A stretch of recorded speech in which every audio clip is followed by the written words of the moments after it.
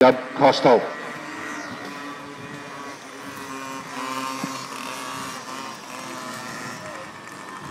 Har du brugt iPhone 4? Ja.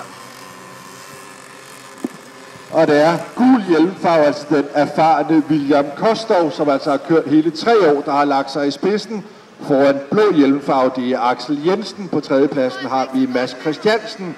Og sidst, ja, der har vi Oliver Ditlevsen. Oliver bare 6 år, og det er hans første sæson på Speedway. Det er så godt,